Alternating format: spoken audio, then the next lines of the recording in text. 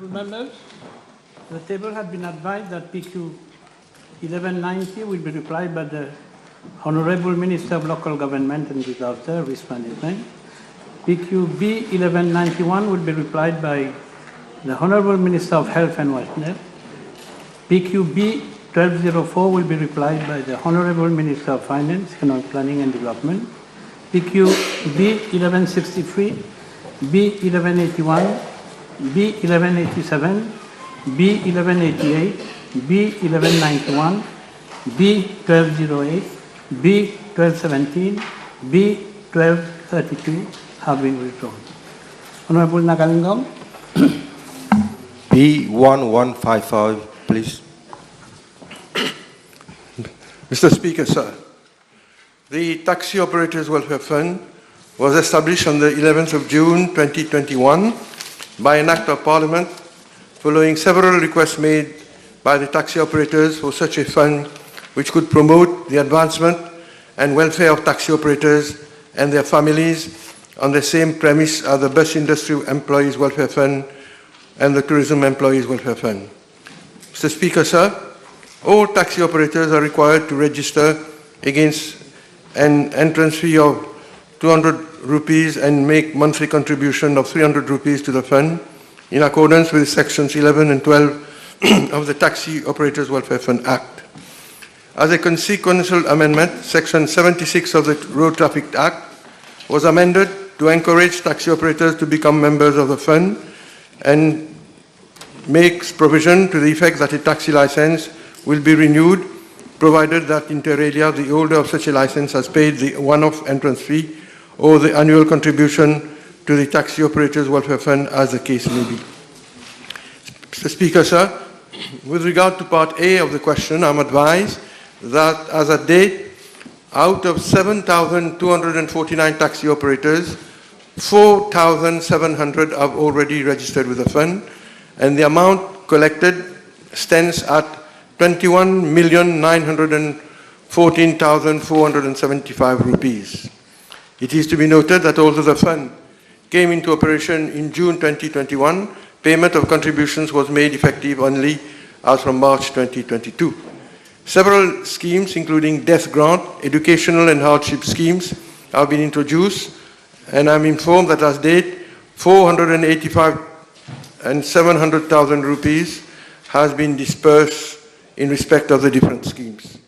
Sir, the management of the fund is guided by the financial management regulations, which are enforced in the public sector, and compliance to sound financial practices are adopted on the same line as other government bodies.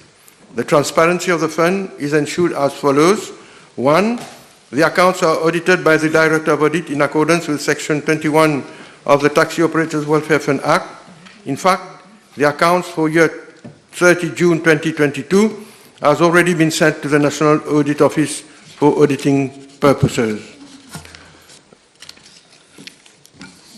2. The balance amount collected is presented at every board meeting. 3. All major expenditures are approved by the board.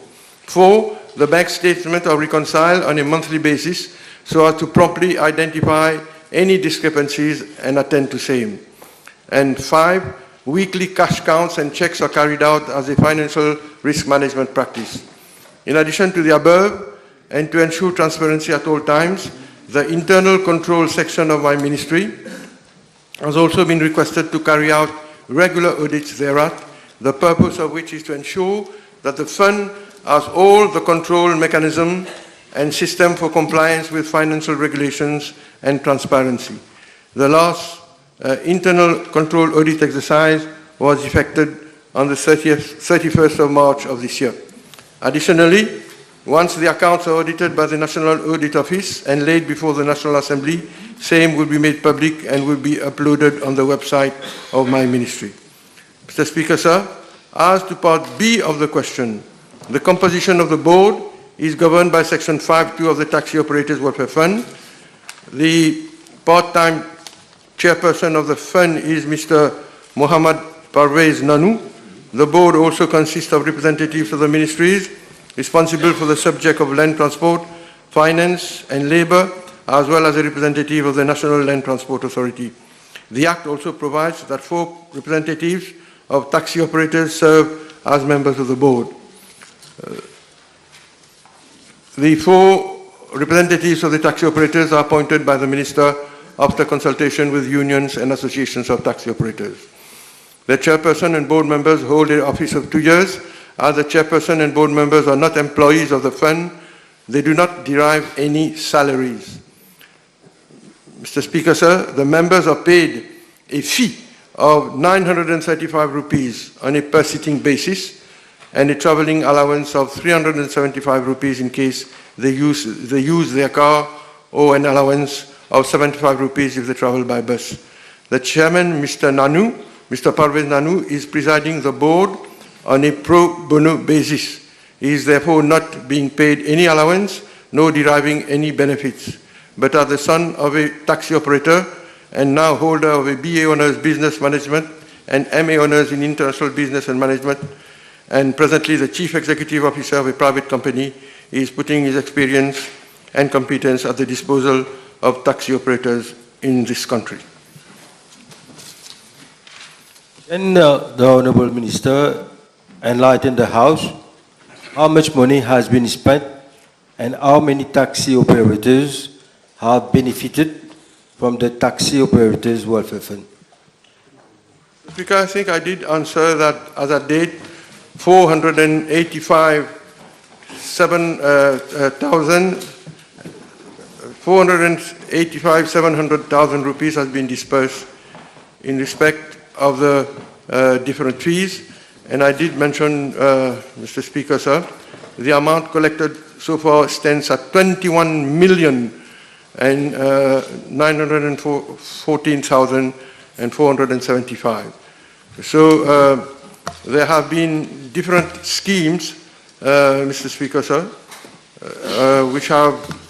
which account for the disbursement of these funds, of this sum. There's a death grant of 30,000 rupees, and 13 families of taxi operators have benefited from this scheme as at date, and the amount dispersed with regard to the death grant. So it is the first time, Mr. Speaker, sir, that once a taxi operator dies, he is provided with a death grant. In fact, this was the purpose of this Taxi Operators Welfare Fund. It was set up for the benefit of the taxi operators and their families. Now, 13 families of taxi operators have benefited from the scheme as of date, and the amount disbursed is 380,000 rupees 700. Educational grant, one-off grant of 20,000 rupees allocated to laureates.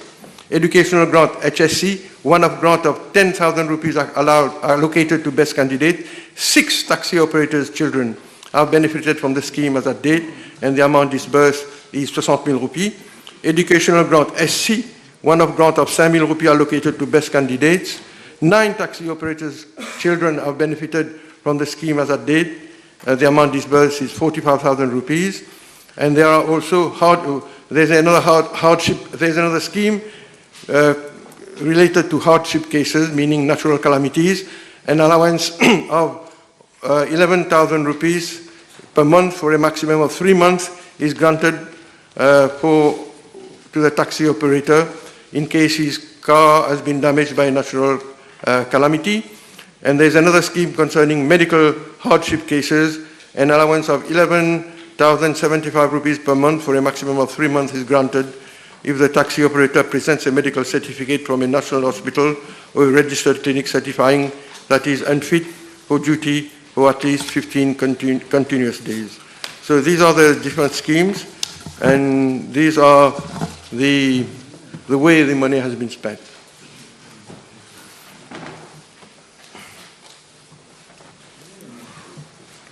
Is to inform how we recently have received representations from what we have gathered from one Mr. Badu. I think there were some problems concerning the running of the fund with regards to the payment of road tax linked with the legislation. Can the Minister at least inform how whether there have been some changes, whether he has met with the Taxi Operators Union? Mr. Speaker, sir, the law is very clear, as I mentioned in my answer, Section 12 and Section 26 of the Taxi Operators Welfare Fund state very clearly, Mr. Speaker, sir, that a consequential amendment, Section 76 of the Road Traffic Act also was amended when we legislated. That is, the law as it is now makes provision to the effect that a taxi license will be renewed only if the holder of such a license has paid the one entrance fee or the annual contribution to the Taxi Operators Welfare Fund. There has been recently news that this provision has been breached in the case of a few taxi operators. The NLTA is conducting an inquiry on this matter, Mr. Speaker, sir, and in due time we will see clearer, and I will report to the House in case any question is put to me. Honourable members, during Prime Minister's question time this morning, in the course of heated arguments between the Honourable Prime Minister and the Honourable Paul Béranger, objectionable words were uttered from both sides. I am therefore kindly inviting both to withdraw the respective words.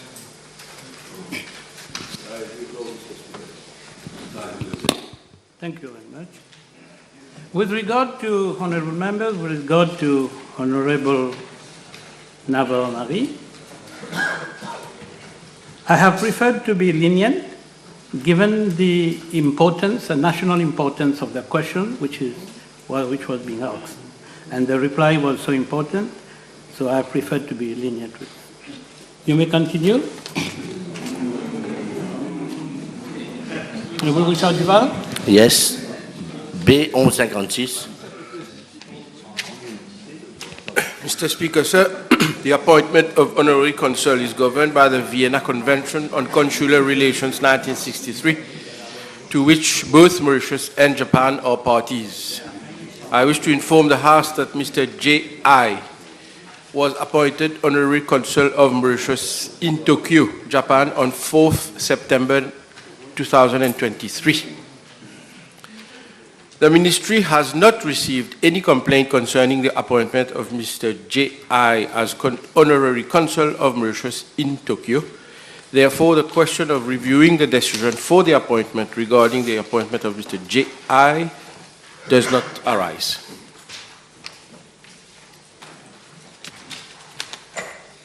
Monsieur le ministre, n'est-il pas conscient que Monsieur J.I.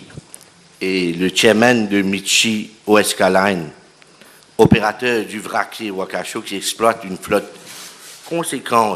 conséquente de 698 navires et que cette situation est conflictuelle? Est-ce que le ministre, la question que je pose à l'honorable ministre, pourra-t-il défendre Maurice en toute objectivité? Mr. Speaker, sir, perhaps the honourable member is referring to some ongoing litigation pending in our courts. However, in those pending litigation, I won't go into the case in itself, but the applicant and the parties in the pending case, in fact, the case will be called this week, is not Mitsui Osk Line, but the owner of the ship, namely Okiyo Maritime Corp, which is the applicant, and Okiyo Maritime Corp, as opposed to Mitsui, are two different legal entities. It is correct to say that Mr. J.I. is the chairman of the board of MOL, which is Mitsui Osk Lines, but the party to the litigation as a date is not Mitsui but Okiyo, that is the registered owner of the vessel in question.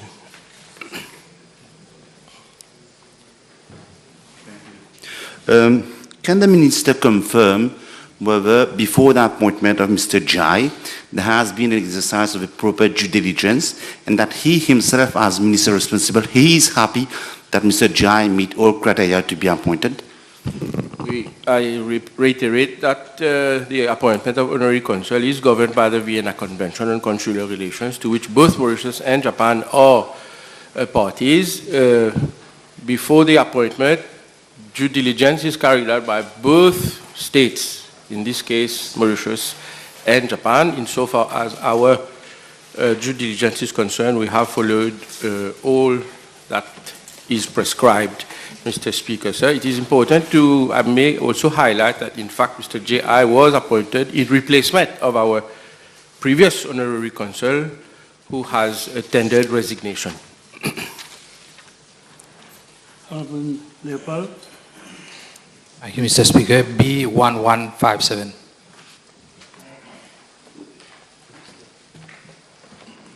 Mr. Speaker, sir, as mentioned in previous replies to parliamentary questions number B848 and B1099, following the detection in March 2021 of foot and mouth clinical cases in Rodrigues, a total restriction was imposed on the movement of FMD susceptible livestock, that is, cattle, goats, and sheep from Rodrigues to Mauritius. Subsequently, a vaccination program was implemented as from May 2021 in Rodrigues to control the spread of the infection. As at date, a total of 19,964 livestock, 6,077 cattle, 6,165 goats, and 7,722 sheep out of a livestock of 26,000 heads has been vaccinated against FMD, representing a coverage of 77%. The LVD provided assistance to the Commission for Agriculture of the Rodrigues Regional Assembly in pregnancy diagnosis of cattle, goats, and sheep on 19 and 20 June 2023. In addition, veterinary officers of the LVD proceeded to Rodrigues from 4th to 6th October 2023 to conduct the zero surveillance exercise. In January 2022, upon advice of the Livestock and Veterinary Division of my ministry, the restriction on the movement of FMD susceptible livestock, that is cattle, goats, and sheep, was partially lifted, and only the Mauritius Meat Authority, MMA, was authorized in the first phase to move cattle, goats, and sheep from Rodrigues under strict animal health conditions and for controlled slaughter at the slaughterhouse of the MMA and only under the supervision of the LVD. Representations have been received from the Commission for Agriculture of the ROA and also from private entities and Butchers Association to allow the movement of live cattle from Rodrigues. Requests have also been received from the Rodriguan breeders that they were having excess of cattle, including female cattle, along with goats and sheep, which need to move to Mauritius, thus providing financial relief to the breeders.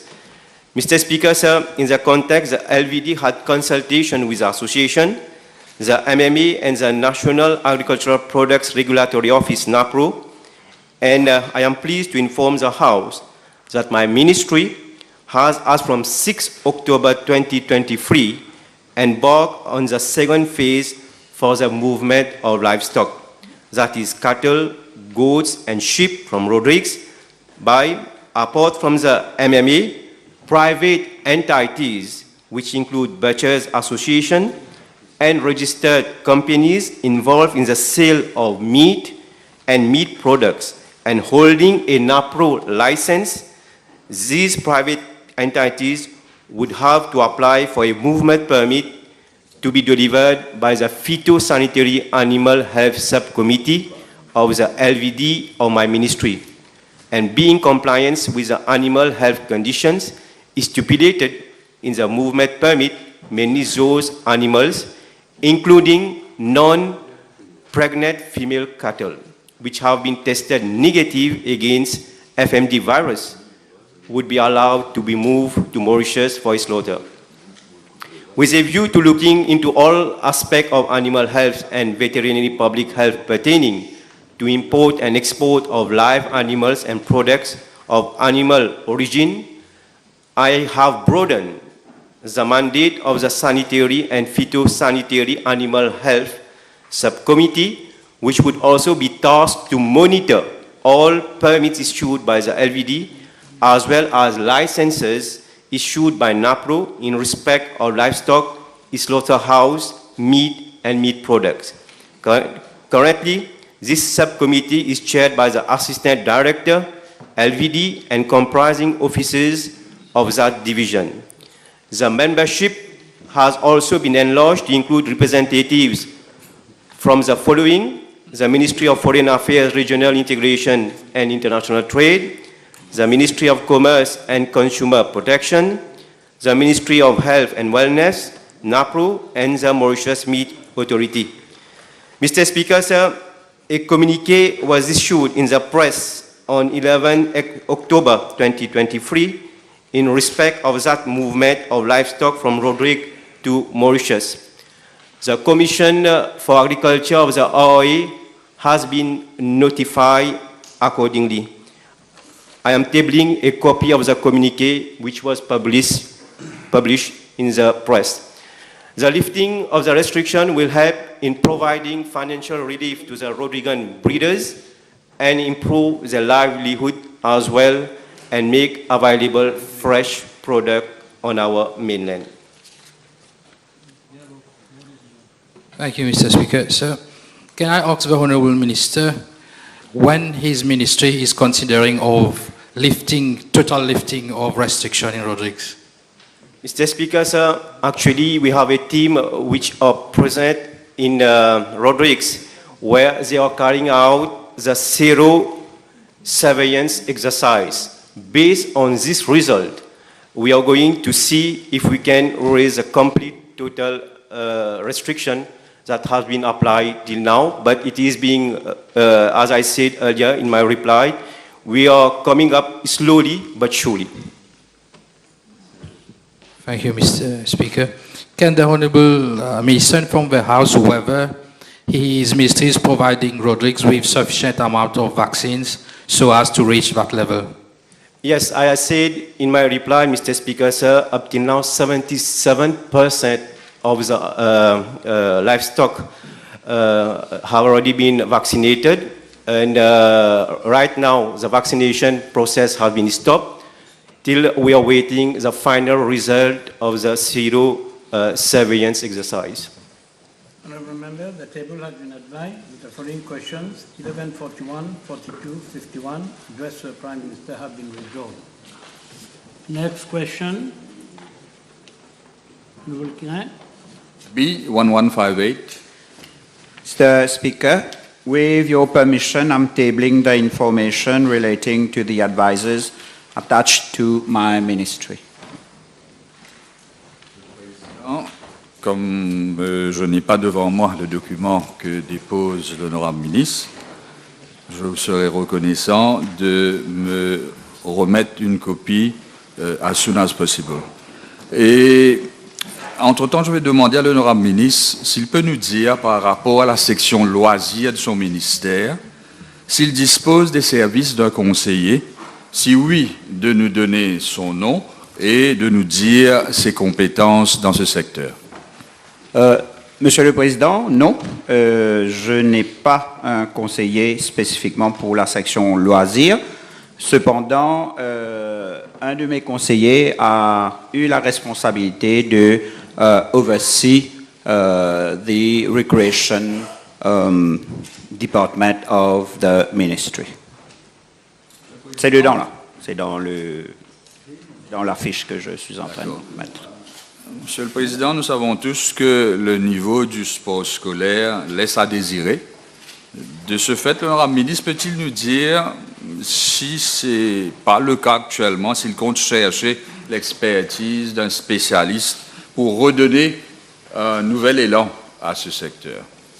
Monsieur le Président, c'est un peu vaste de parler du sport scolaire. Bon, même si la question est par rapport aux conseillers du ministère, si l'honorable membre vient avec une question spécifique, parce que je dois aussi voir avec le ministère de l'Éducation qu'est-ce qui est fait avec le MSC, etc. Donc, je n'ai pas la réponse avec moi parce que cette question comprend quand même beaucoup de stakeholders. Next question.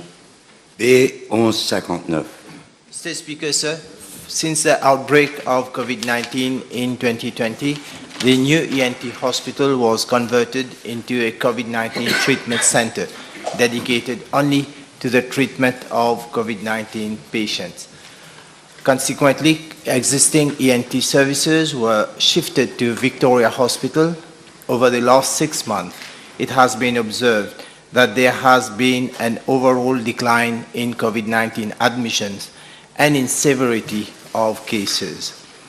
Any new COVID-19 patients who may require admission will henceforth be hospitalized, if need be, in dedicated COVID-19 isolation wards which have been set up in each of the 5 regional hospitals across the country and at New Suivez Hospital. Prior to its opening, the ENT hospital was disinfected and renovation works were undertaken. The ENT hospital reopened to provide its normal services to the public as from Wednesday, 20th September 2023, for ear, nose, and throat treatment. In addition, services such as speech therapy, audiology, oral and maxillofacial surgery would be available at the new ENT hospital. Mr. Speaker, sir, with regard to Part B of the question, the bed occupancy for patients admitted at ENT hospital was approximately 30 to 40%. Accordingly, to optimize this state-of-the-art infrastructure, my ministry decided to shift pediatric surgical services from Jawaharlal Nehru Hospital to ENT Hospital. This will provide better comfort and health services to the children of the Republic. Mr. Speaker, sir, since 20th September 2023, the surgical pediatric unit has already been set up with a bed occupancy of 30, manned by trained medical and paramedical team to provide pediatric service care to children. In addition, a pediatric intensive care unit with a capacity of 6 beds will also be operational very soon at ENT Hospital. Thus, around 33% of the total bed capacity at ENT Hospital is being catered for surgical pediatric cases. I'm further informed that the first pediatric surgical case was performed on 2nd October 2023 at the ENT Hospital. As at date, out of the 22 admissions for pediatric surgical cases at ENT Hospital, 11 cases have already been operated. Thank you, Speaker. Can the Honourable Minister inform the House about the staffing, the different staff, the total in numbers, which will now be affected to the ENT hospital? Mr. Speaker, sir, as at present, there are 180 in total, the staff being posted at ENT Hospital. And obviously, with coming into operation of the other units, more staff will be deployed at this hospital. Can the Honourable Minister inform the House, apart from the one you stated, all the services which will be available at the new ENT hospital?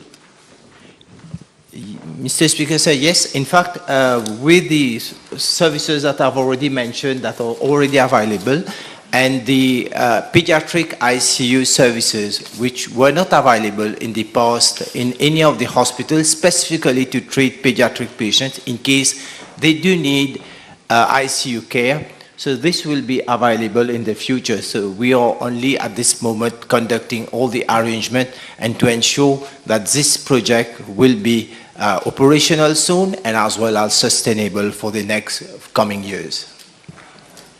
Next question. Biblel. Yes, thank you very much, Mr. Speaker. B 1160.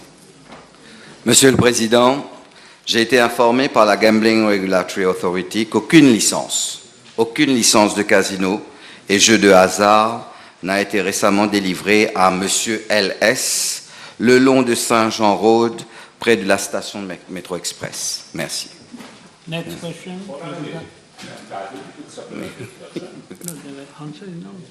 You still have? The reply of the Minister of Finance. Is he aware that there is a gambling, or whether we call it gambling or casino, in the heart of Saint-Jean? Is he aware of that? It's operating already. Then if I do understand, it's operating without a license. May I intervene there? Monsieur le Président. The question was whether a gambling license has been given to X. The answer is no. The question of whether it's aware, this is another subject matter. Do you have the reply to this? Okay, go ahead. Go ahead with the reply. Je suis désolé, mais quand j'ai lu la question, c'était par rapport à Monsieur LS. Je suis désolé, étant un membre quand même depuis je ne sais pas combien de temps à l'Assemblée, formuler la question comme il le doit, whether in regard to the Gambling Regulatory Authority, he will, for the benefit of the House, obtain therefrom information as to if the authority has recently issued a casino gambling license to Mr. LS. It's not whether we have delivered a gambling license. It's to Mr. LS. I'm replying that no, we haven't given any license to any Mr. LS. Trying to be smart, but unfortunately you're not. The license has been issued. Monsieur le Président, à ce moment-là, vous pouvez, Monsieur l'honorable membre de l'opposition, vous pouvez me poser la question. Non, il n'est pas illégal. Il n'est pas illégal. Let me, please, Honorable Boulel, please. You may come with another question. Whatever question you want to ask proper question. Okay? So I will move to the next question. I don't have to listen to anybody. I will move to the next question.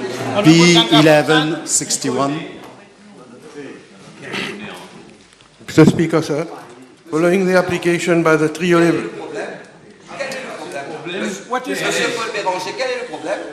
Honorable Member. Quel est le problème? Vous avez quelque chose à me dire? Vous me le dites. Honorable Member, Honorable Minister of Finance. Honorable Minister of Finance.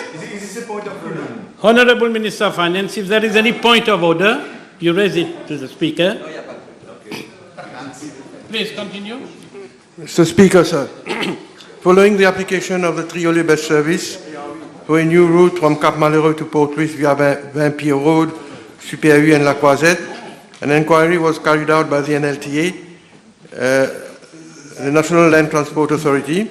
It was observed that the proposed new bus route would entail overlapping with 26 existing bus routes.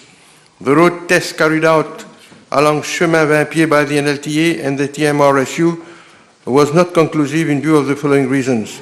Encroachment of the bus on the opposite lane, the road narrowness at certain locus which was 5.6 meters, and absence of footpaths or road reserves along some stretch along the 20 road. In these circumstances, the application made by the TBS was not entertained at that material time. Nevertheless, Mr. Speaker, sir, I'm given to understand that the two ministers of the constituency, number 6, Honorable Avinash Tilak and Dr. Ramdeni, have had protracted meetings with the NLTA on this issue. In fact, in view of the new developments in the locality and its vicinity, the NLTA, the TMRSU, the police, the RDA will be requested to carry out a fresh survey accordingly. A new direct access would be provided thereafter from Cap Malheureux to Port Louis via 20 Road, Super U, La Croisette, after taking into consideration road safety and traffic congestion issues. In that perspective, a fresh communication meeting will be engaged with stakeholders on this issue. Mr. Speaker, sir, will the Minister envisage tabling a copy of the test report that you just mentioned, which was carried out by the Traffic Management and Road Safety Unit? Certainly, Mr. Speaker, sir. Unfortunately, I don't have a copy of the report made by the authorities, but I will certainly look into the matter. Thank you, Mr. Speaker, sir. Will the Honourable Minister envisage in the short term some palliative measure in order to address the dire transport problem in that region, whereby members of the public and inhabitants are suffering, by proposing alternative modes of transport so that these inhabitants and users of that region, they can benefit from it? In fact, this is what I said in a gist, Mr. Speaker, sir. We have impressed on the stakeholders, which I just mentioned, to meet anew and to find remedial measures to this issue, which has been raised. And what will be facilitating our task today, Mr. Speaker, sir, is that there has been a new amendment to the Road Traffic Act, which enables the Ministry to direct the NLTA to grant a temporary road service license to an existing operator without having to go through all the process of applications, inquiries, publication, government gazette, hearing application, objections, and so on. So it's a way to fast track the issues that we have, unfortunately, in certain areas of the country with regard to the provision of transport services, Mr. Speaker, sir. And most probably we will also see if there is need to proceed on a pilot basis. Thank you. Honourable members, the following questions have been withdrawn. B 1153, B 1172, B 1192, B 1194, B 1203, B 1205, B 1219, B 1223, B 1228, B 1237, B 1167, B 1179, B 1193, B 1197, B 1202, B 1213, B 1220, B 1226, B 1230, B 1239, so be it.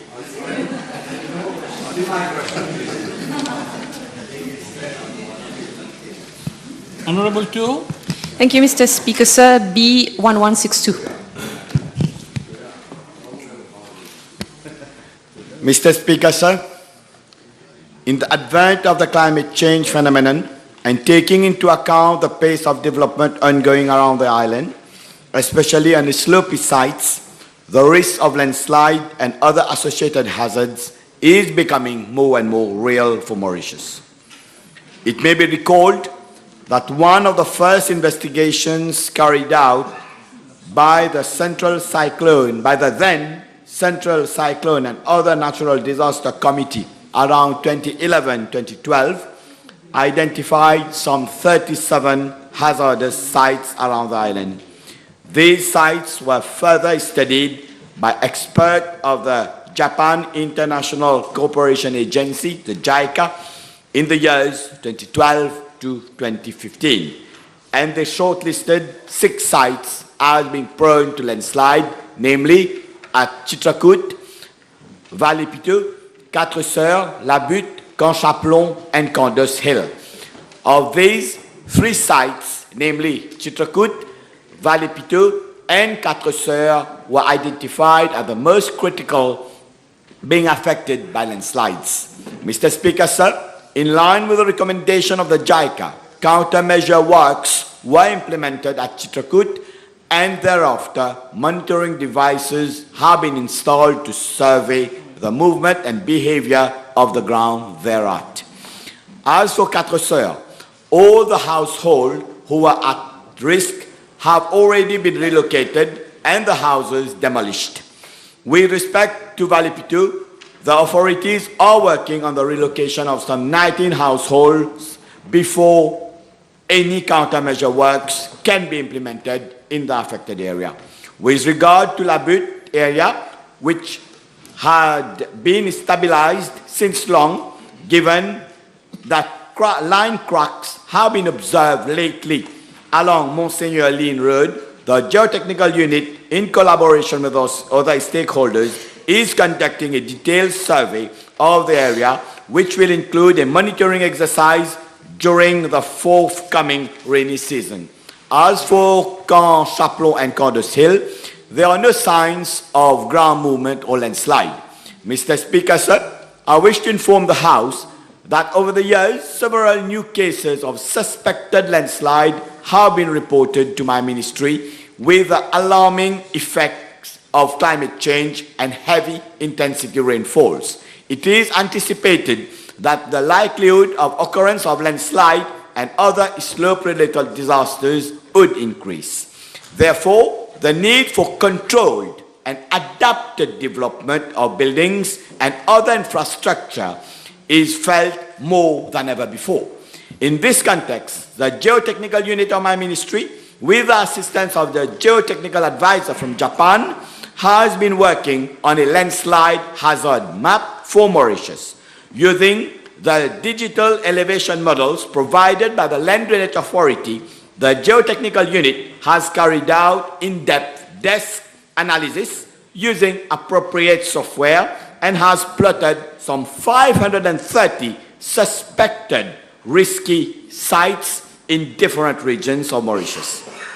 62 of them are considered as priority ones, requiring further surveys and investigation to determine the level of risk, taking into account the topology and the density of development thereat. Mr. Speaker, sir, I wish to highlight that for such survey, significant time and resources are required. In this context, my ministry has solicited the collaboration and assistance of the technical staff of the local authorities. A workshop was organized in September 2023 with all concerned stakeholders to present to them the draft landslide hazard map and to discuss the methodology and planning of the site surveys. The surveys are scheduled to start November 2023 and will take around 6 months. Based on the findings thereof, in-depth geotechnical and geophysical investigation may be required at certain sites. Mr. Speaker, sir, the result of the survey would give clearer indications about the possible occurrence of landslide activities and will enable the geotechnical unit to develop a landslide management plan for Mauritius. This plan will recommend the course of action to be adopted at each site in short, medium, and long term. These may entail installation of monitoring devices such as inclinometers and extensometers and implementation of countermeasure works.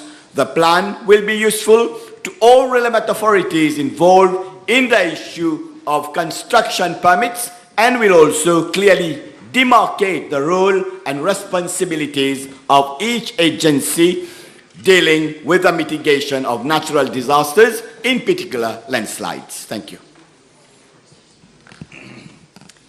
Thank you, Mr. Speaker, sir. I will have 2 supplementary questions No, to you this. start by one. It is Yes. not your right to say you have 1, 2, 3, 4. Okay, thank your you. right is the first one.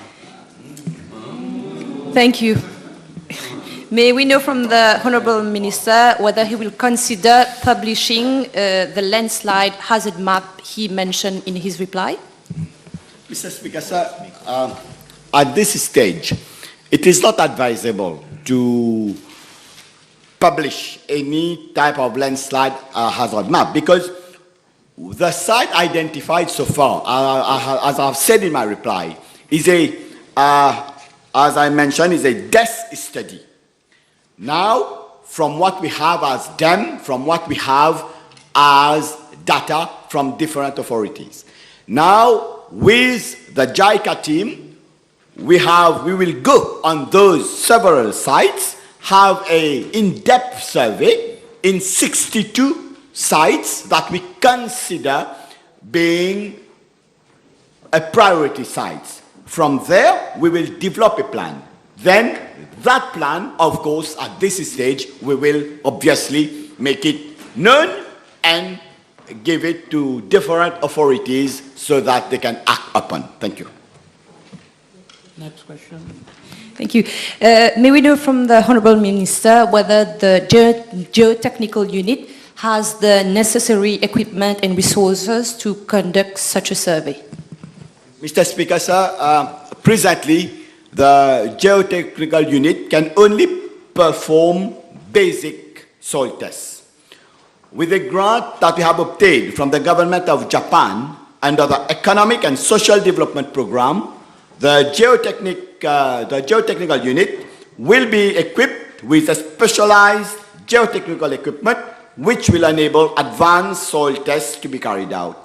A first batch of the equipment is expected to be delivered in Mauritius very early next year. Total amount of the grant, if the House may wish to know, is 600 million Japanese yen. Thank you. Thank you, Mr. Speaker, sir. B1164. Yes. Mr. Speaker, sir, with your permission, I shall reply to PQB 1164 and PQB 1224 together as they pertain to the same subject matter. I'm informed that as at date, the Land Drainage Authority, which is a spearheading body for the National Flood Management Program, has identified 1,722 drain projects. These are being implemented by several institutions, namely the National Development Unit, the Road Development Authority, and the Drain Infrastructure Construction Limited, and obviously the local authorities. These drain works, which aim at reducing risk of flooding, comprise the construction of new drains, as well as the upgrading and maintenance of existing drains across the island. Mr. Speaker, sir, I'm informed that since the National Flood Management Program in financial year 2021-2022, 501 projects for a total amount of 3.1 billion have been completed by different implementing agencies, and they are as follows. 219 projects by the NDU, 13 projects by the RDA, 1 by DICL, 267 projects by the local authorities, and 1 project by the Rodrigue Regional Assembly. In addition, 147 projects amounting to some 4.2 billion are currently ongoing in different constituencies. 60 projects are being implemented by the NDU, 10 by the RDA, 8 by the DICL, and 69 by the local authorities. Mr. Speaker, sir, I'm further informed that 86 projects are currently at bidding stage. As regard the remaining 988 projects, 647 are currently at design stage, 32 at land acquisition stage, and 309 projects at survey stage. As at date, a total amount of 3.6 billion has already been disbursed. Thank you. Thank you, Mr. Speaker, sir. With regards to the number of completed projects, if ever the Minister have got the statistics, may we obtain the number of projects completed in constituency number 12 so far? Thank you. Mr. Speaker, sir, as at date, the number of projects completed in constituency number 12 is 29. Number of projects under construction is 25. At tender stage is 4. At design stage 17. And in land acquisition process is 3. A total of 78 projects.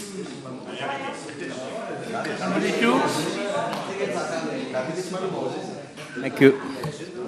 Thank you, Mr. Speaker, sir. Can the Honourable Minister please provide the same information for constituency number 16? Thank you. Sure. So, in number 16, we have 6 projects completed, 9 under construction, 13 at tender stage, 39 at design stage, 1 at land acquisition stage, 8 at survey stage. A total of 76 projects is currently underway. Obviously, I may also add, unfortunately, my friend will agree, in his constituency, there are some people, les oiseaux de mauvais augure, qui empêchent les gens qui vont monter la tête des gens pour ne pas donner le terrain. Et après, quand il va pleuvoir, ils vont venir debout, se mettre debout avec leur caméra pour dire voilà, le gouvernement n'a rien fait. We know about that, and we are dealing with that also. Next question. B1165. Mr. Speaker, sir, shortage of some drugs in public hospitals as well as in the private pharmacies for some time is a recurrent phenomenon. Drug supply chain has always been a delicate and complicated process. Even countries with the most effective drug supply chain do face drug shortages at a given point in time. In 2022, associations of pharmaceutical manufacturers have indicated that more than 3,000 medicines of essential use were either out of stock or at risk of being depleted worldwide, compared to 1,504 in 2019. In the USA, in 2023, the number of medicines subject to shortages was 309, its highest since the last 10 years. In 2022, in Europe, depending on the country, between 1/5 and half of patients faced a shortage of at least one drug, and this included medications as common as paracetamol or amoxicillin. My ministry procures some 850 pharmaceutical products annually. These are grouped in some 40 different tender lots based on medical specialties for annual procurement, that is, drug used in cardiovascular system, oral anti-diabetic drugs, drugs used in management of endocrine disorders, etc.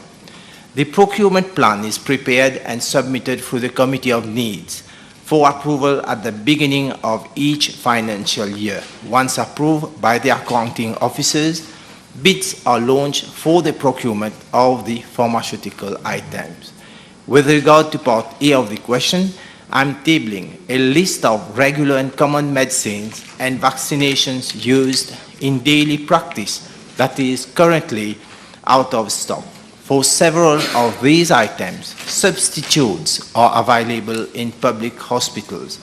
Mr. Speaker, sir, in regard to Part B of the question, there are several factors that may account for the shortages, namely defaulting suppliers, cancellation requests at the time when delivery was expected. 2, significant delays in delivery by suppliers.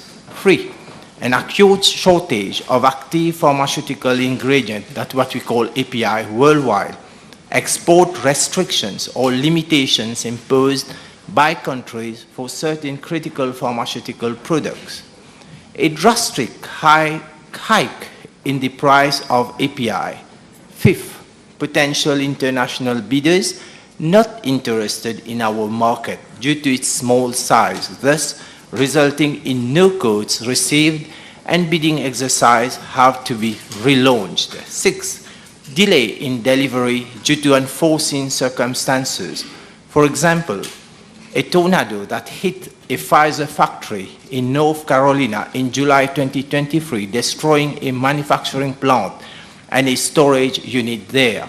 2nd, a serious and fatal adverse drug reaction occurred in Gambia due to impurities found in paracetamol and cough syrup manufactured by one of the Indian companies, leading to the Indian drug regulatory imposing new conditions prior to issuing export permits for those products.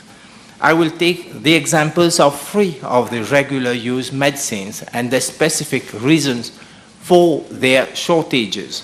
Amoxicillin, 500 milligram capsule. On 18th April 2023, contract was awarded for the supply of 8,749,800 capsules of amoxicillin, 500 milligram, in 2 equal installments to be delivered by latest 18th August 2023 and 19th November 2023, respectively. The supplier delivered 688,200 capsules on 9th June 2023 and 1,382,400 capsules on 1st August 2023. On 19th September 2023, this supplier sent in a letter requesting to supply 700,000 capsules in pack of 10 without the label MOH and not for sale, bearing expiry date August 2026, whereby same was approved by the ministry and the supplier was informed accordingly on 22nd September 2023. So it means there are some delays occurring due to the default of the supplier. 689,100 capsules of amoxicillin 500 milligram have been received at the Central Supply Division on 13th October 2023. Similarly, a medication called enalapril maleate 10 milligram tablet.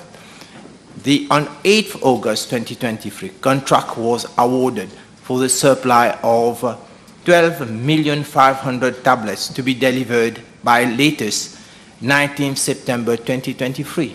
Supplier did not respect the delivery schedule, and upon query by the contract management unit of my ministry, the supplier informed on 5th October 2023 that the item will be delivered by 19th October 2023. So the House may wish to know that this medication is currently available and is used, and there are different substitutes to use this medication.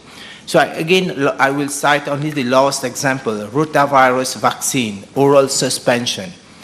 On 27th April 2023, contract was awarded to the sole supplier of rotavirus vaccine and oral suspension with VVM for the supply of 10,000 doses of the said item to be delivered by latest 19th August 2023. On 25th September 2023, the supplier informed that there was unfortunately a slight delay for the supply of the item, which has been resolved, and the doses will be supplied by the end of October.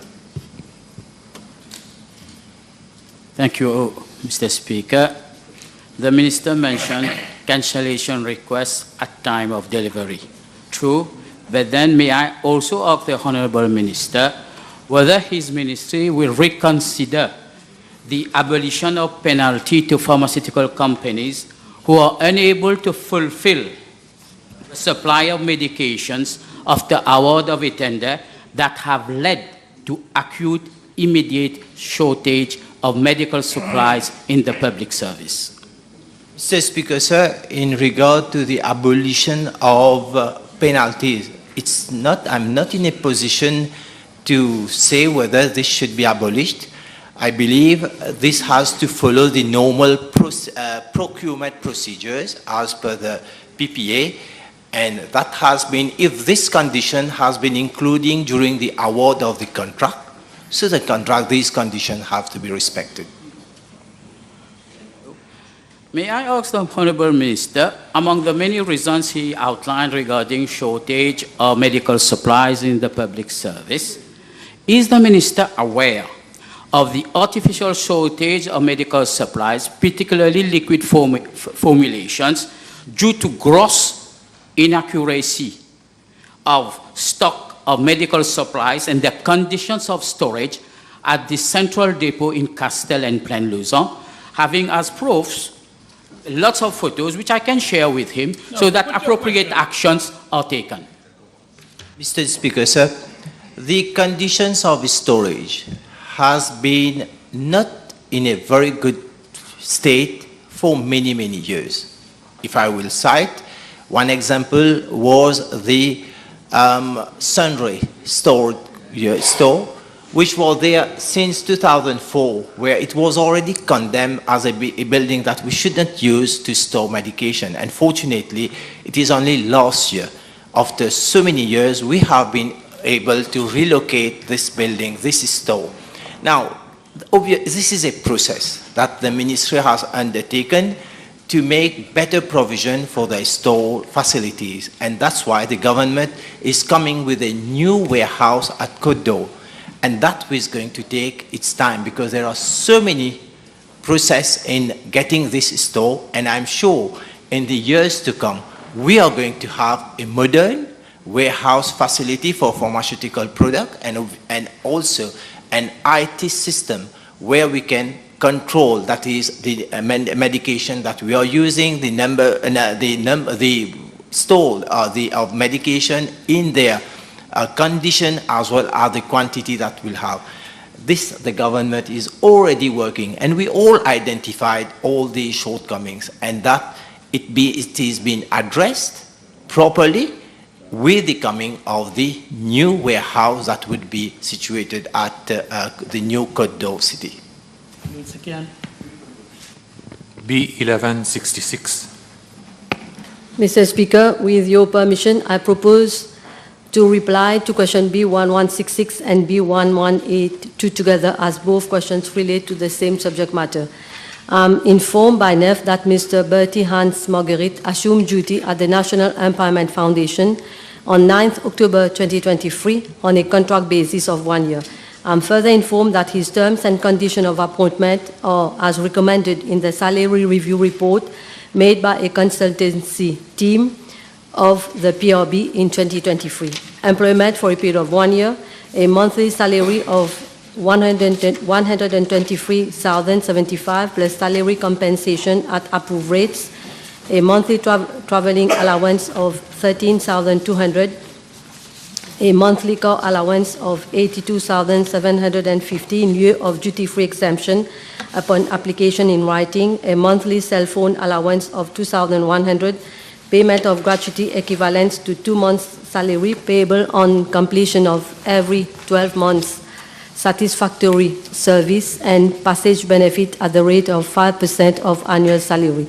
I'm further informed that A, he has read up to secondary level and has wide management experience of more than 10 years. Furthermore, he is very much involved in social work and has always been in touch with people at grassroots level. In addition, as we are aware, the gentleman has been the mayor of QPIP for some 6 years. B, he has a clean certificate of character. I wish to inform the House that the contract of employment of the former Chief Executive Officer lapsed was for a period of 1 year and lapsed on 21st July 2023.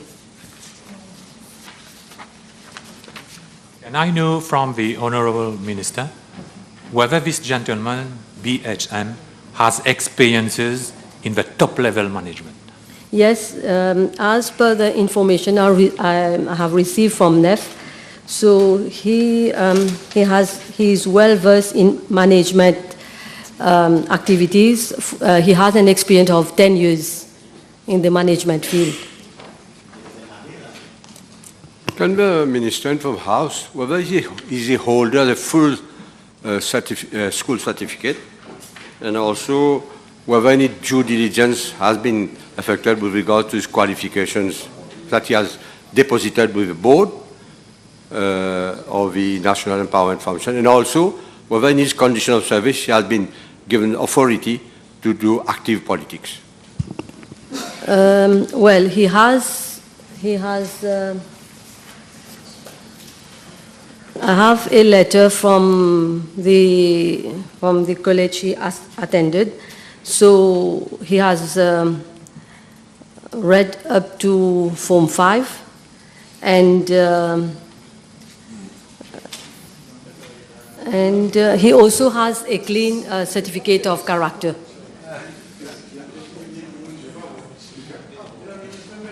Next question.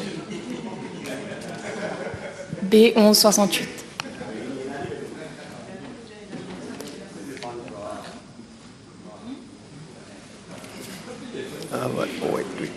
Mr. Odoyan? Yes, sir.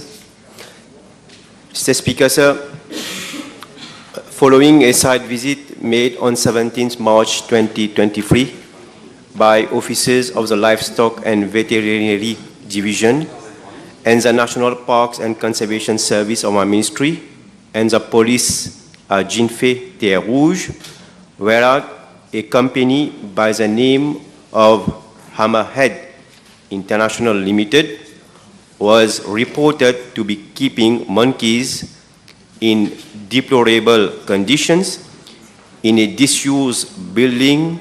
Some 446 monkeys were seized, zeroed, and transferred to Biosphere Trading Limited at Clausel, Tamarind Falls, as the latter has the facilities to keep the animals. I have been informed by the vet services of my ministry that during the procedure of transit, 2 monkeys had fled from the site. 4 died of tuberculosis and 52 died as a result of trauma caused mainly by fights and septic wounds. Hence, out of the 446 monkeys, 388 live monkeys are presently being kept at Biosphere Trading Limited. Mr. Speaker, sir, coming to part A of the question, my ministry, through the Livestock and Veterinary Division, is monitoring the health of the monkeys through daily visits. I am informed that as part of its annual official animal health and welfare audit conducted by the Livestock and Veterinary Service on 10th October 2023, at all establishments involved in the export of non-human primates, it was reported that all animals at Biosphere Trading Limited are clinically in good health. Furthermore, I wish to inform the House that the company involved in the illegal holding of those monkeys has on 4th April 2023 served a legal notice upon my ministry and a mise en demeure prohibiting the sale and disposal of the 446 monkeys. The case against the ministry has been fixed for hearing before the Honorable Judge in Chambers on the 7th November 2023. My ministry is awaiting the outcome of the court case and is also in consultation with the Attorney General Office and the Office of the Director of Public Prosecutions on the way forward. Mr. Speaker, sir, in relation to part B of the question, my ministry is in the presence of claims from Biosphere Trading Limited in respect of expenses, funds incurred for the period March to September 2023 for the upkeep of the monkeys for the various services, including an isolated and secured facility for group holding, costs of feeding, husbandry care, veterinary supervision and care, for dedicated workers for daily care, emergency treatment for injured and sick animals, medication and medical accessories, and management and administration fee. The claims submitted by Biosphere Trading Limited are being examined and funds for payment are being identified.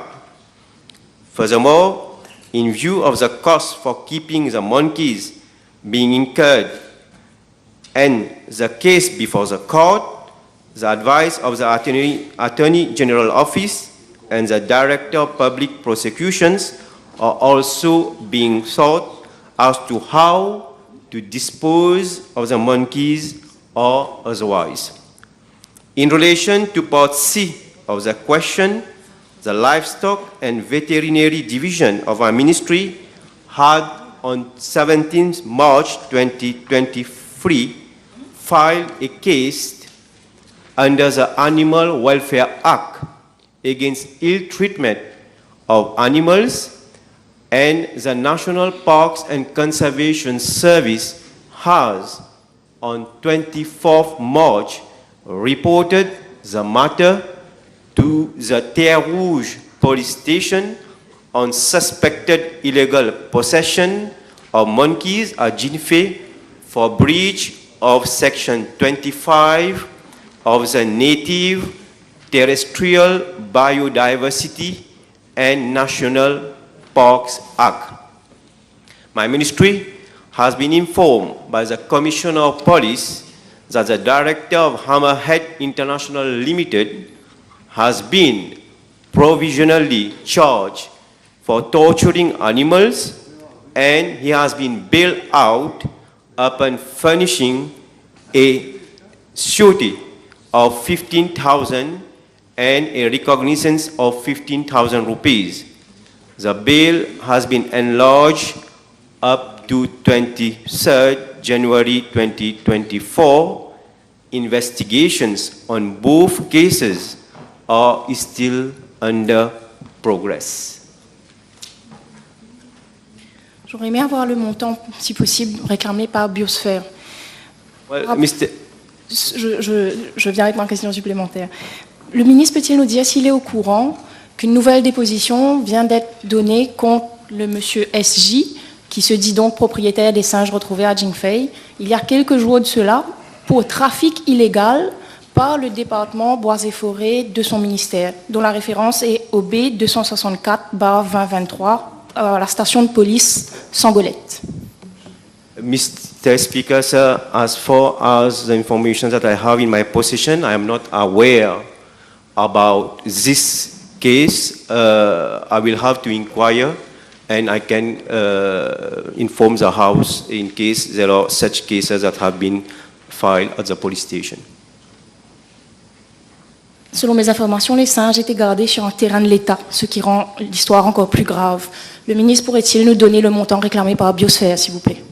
Mr. Speaker, sir, as the case is at the court level, so I will prefer to wait the outcome of the case of the court before I can give the right figure that has been claimed by the company. As I said earlier in my replies, there has been a claim which have been submitted by Biosphere Trading Limited, but my ministry is still working out so that we can come up with a final claim. B1169. Thank you. Because in the Southern African Development Community SADC conferences of 2018, it was proposed that countries which have not yet started any fortification program to initiate steps towards same. As such, in the budget speech 2019-2020, it was announced that government would encourage the supply of wheat flour that will be fortified with iron and folic acid to address the problem of high incidence of anemia in women and reduce prevalence of neural tube defects in newborn. Just to note that neural tube is a developmental stage of the brain and spine during gestation. To that effect, Mauritius initiated actions to embark on this program to reach the global nutrition target of reducing anemia by 50% by 2025 in reproductive age women as one of its targets. The Mauritius Nutrition Survey 2022 revealed that the prevalence of iron deficiency anemia was found to be higher among females across all age groups. Furthermore, 38.4% of women aged 20 to 49 years and 37.1% of girls aged 12 to 19 years had iron deficiency anemia. Mr. Speaker, so in Mauritius, wheat flour is the most commonly consumed staple food with a per capita intake of 241 grams per day and is the most appropriate food vehicle for inclusion in a fortification program. Mr. Speaker, so it's good to know that we tend to refer to wheat flour to only la farine du blé, but in fact wheat flour is both farine blanc and farine du blé. As such, to set up the food fortification program, my ministry has sought technical assistance and consultancy from the Southern African Development Community, SADC. Consequently, 2 consultants from the Food Fortification Initiative through the SADC were on official visit from 13th to 20th February 2022. The aim was to meet with key stakeholders to gather information prior to undertaking a landscape analysis for planning, implementation and monitoring of food fortification program in Mauritius. Following the recommendations of the consultants, it has been agreed that wheat flour would be fortified with iron, zinc, folic acid, vitamin B9, and vitamin B12. In addition, Mauritius Standards Bureau has worked out the standards for the wheat flour fortification based on the SADC minimum fortification standards. Mr. Speaker, sir, the objectives of wheat flour fortification program are to reduce nutritional anemia in female adolescents and women of reproductive age, to achieve the global nutrition target of reducing anemia by 50% by 2025, to reduce the annual incidence of low birth weight babies by 30%, and to improve the nutritional status and quality of life of the Mauritian population. Mr. Speaker, sir, for the materialization of this program, my ministry has also worked in collaboration with the Ministry of Commerce and Consumer Protection, the Mauritius Standards Bureau, the State Trading Corporation, and Les Moulins de la Concorde Limité, the local miller, in the implementation of the program. I wish to inform the House that the standards MS 262.2023 developed by the MSB for wheat flour fortification have been inserted in the draft food regulations, which have been submitted to the World Trade Organization for comments from members. Once the regulations are in force, the manufacturer of fortified wheat flour locally will be rendered mandatory. As mentioned above, the wheat fortification program is composed of a combination of 2 vitamins, vitamin B9 and B12, and 2 minerals, iron and zinc. Together, this combination of vitamins and minerals will help to combat anemia, boost the immune system, and ensure that newborns are protected from congenital abnormalities. Mr. Speaker, sir, Les Moulins de la Concorde has started to produce fortified wheat flour as from 1st October 2023, and the STC will start commercializing fortified wheat flour as from the 3rd week of October 2023. This achievement will enable Mauritius to join the list of 92 countries worldwide as at date, including Australia, United States of America, and countries of the SADC community, such as Malawi, Mozambique, South Africa, Tanzania, and Zimbabwe, among others, who have already embarked on the food fortification program. I wish to inform the House that fortified wheat flour will maintain its original taste and appearance. Thank you, Mr. Speaker, sir. Can the Honourable Minister inform the House whether, question that everyone is asking, whether there will be a price increase in the fortified wheat flour compared to the original La Farine? Thank you. Mr. Speaker, sir, no, there will not be any increase in the price of fortified wheat flour compared to original wheat flour. The cost of fortification will not impact on consumers. Government will absorb the implied additional cost, which presently amounts to approximately less than 5 cents per kilogram. Thank you. Can Honourable Minister also inform the House whether import of fortified wheat flour will be allowed? Yes, Mr. Speaker, sir, the import of non-fortified wheat flour will be allowed in Mauritius. So the draft food regulation 2023 pertaining to wheat flour fortification is only applicable to locally available subsidized wheat flour, including both white and what we call white and brown wheat flour.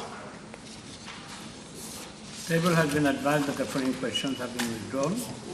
B1200, B1201, B1211, B1215, B1221, B1227. Next question, Person Mohamed. B1170.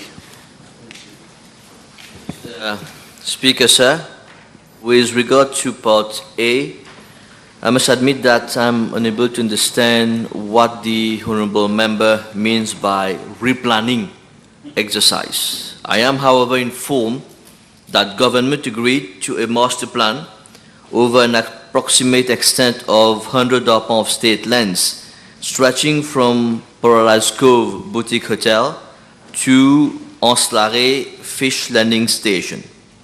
I am further informed that the Montchoisy-Cap Malheureux B13 road is occasionally flooded and the existing bridge rendered impracticable.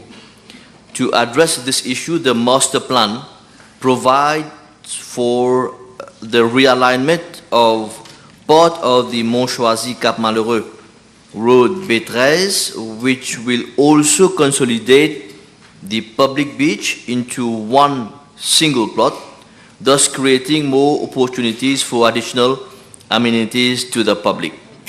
The master plan also provides for a slight relocation of the existing Union Ribé public beach with enhanced amenities and facilities. A new regional outdoor education and recreation center will also be constructed adjacent to the relocated public beach. These readjustments will release around 50 arpents of land for development of tourist-related projects that will boost economic growth while ensuring social inclusiveness and the protection of the existing wetlands.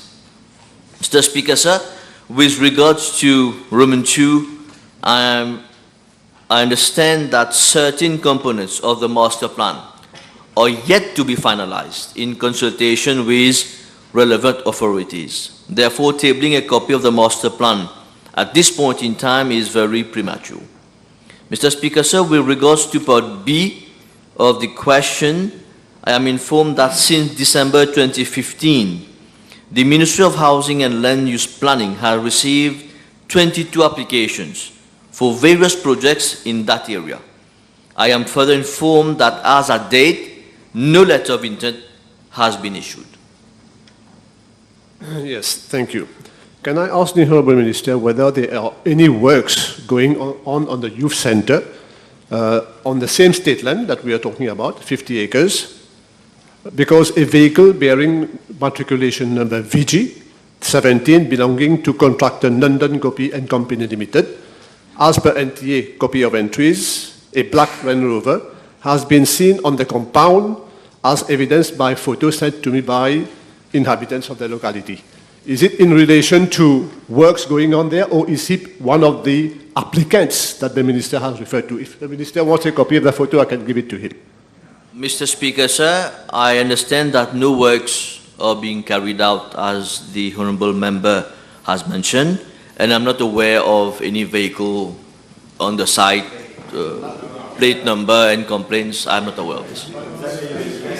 The company is the company Nandan Gopi. Honourable, don't mention names. Put your question. Company names. Speaker, sir. Nandan Gopi and Company Limited. It's a company name. Put question. Put your question. Second question. Is that company one of the applicants, or is he one of the serious applicants being contemplated by the ministry to give that 50 acres of land? Mr. Speaker, sir, I mentioned in my reply that there have been 22 applications received since December 2015. And as at now, no letter of intent has been issued. Next question. B1171.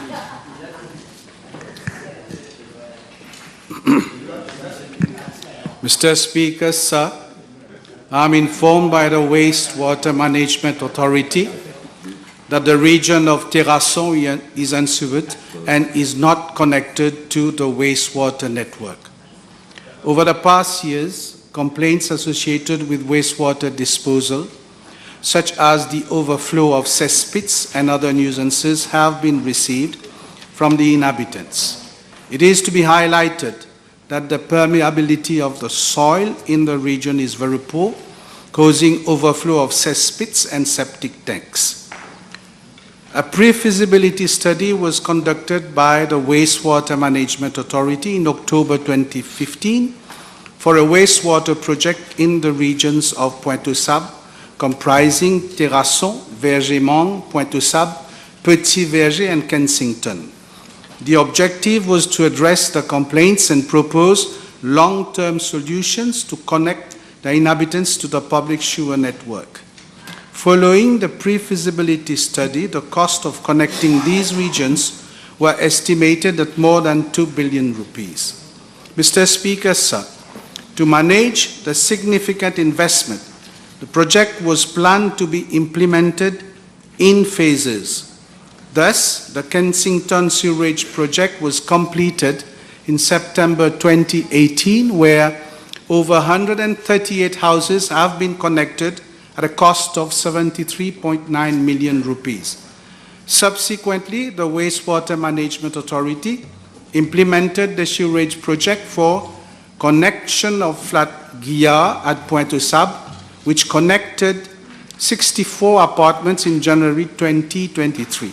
The cost was 25.1 million rupees. These projects had addressed specific areas within Pointe-aux-Sables. Mr. Speaker, sir, I had mentioned in my reply to PQ B230 from the same honourable member at our sitting on the 12th of April 2022 that the Wastewater Management Authority would hire the services of a consultant to address the remaining areas to be sewered. Taking into consideration the extent of remaining areas to be sewered and the need for further assessment of the capacity of the existing pumping station at Cité Débarcadère, the Wastewater Management Authority has embarked on a consultancy service in April 2023 to find the most cost-effective solution for establishing a sewer network at Pointe-aux-Sables. The consultancy services include a feasibility study, detailed design, and the preparation of bidding documents. The consultant is tasked with investigating 5 specific sites, namely Terrasson, Vergémangue, Canfiringa 1, Canfiringa 2, Pointe-aux-Sables, and Petit-Verger. The proposed implementation of the project will occur in phases, with Terrasson being a priority for connection of the public sewer. The consultancy is currently ongoing. As at date, the inception report has been submitted and approved by the Wastewater Management Authority. Survey work for household connections and street sewers is in progress, with approximately 220 houses out of 3,000 surveyed, and the preparation of drawings is underway. The consultancy services are expected to be completed by mid-2025. Works will be carried out in phases, starting with Terrasson. I am informed that by the Wastewater Management Authority that work at Terrasson may start around mid-2024. Mr. Speaker, sir, regarding the issue of leakage of wastewater on the main road at Pointe-aux-Sables raised by the honourable member, I am informed that Honourable Doreen Chakoury, then PPS, had convened a site meeting on 22nd June 2023 with relevant stakeholders following complaints by inhabitants on water stagnation, which was suspected to be sewage water along B31, that is Pointe-aux-Sables, near X-Lime factory. During the meeting, it was observed that there was an overflow on the saturated septic tank from one house, namely Mr. D.S., causing nuisance on the main road. At the request of Honorable Doreen Chakouri and on humanitarian ground, the Wastewater Management Authority exceptionally emptied the concerned septic tanks at the house of Mr. D.S. and his neighbor, Mr. A.A. Since the region is not covered, inhabitants were advised to have recourse to private operators for cesspool emptying to mitigate any such problem. In case of environmental issues in public places, the Wastewater Management Authority also intervenes by providing jetting units and cesspool emptiers.